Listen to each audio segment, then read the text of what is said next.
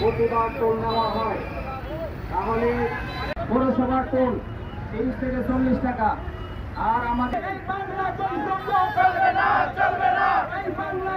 Toll নেওয়া হয়, চাঁদপুর সদরের জন্য সেইভাবে টোল নেওয়া হয়।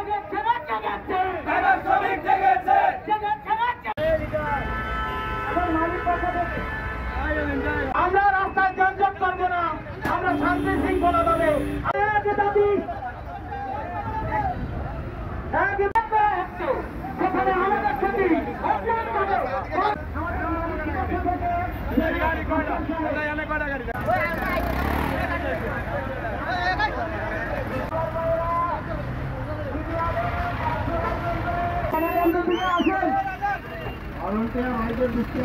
পরীক্ষা চলতেছে, কেউ যানজট সৃষ্টি করেন না, সারিবদ্ধ।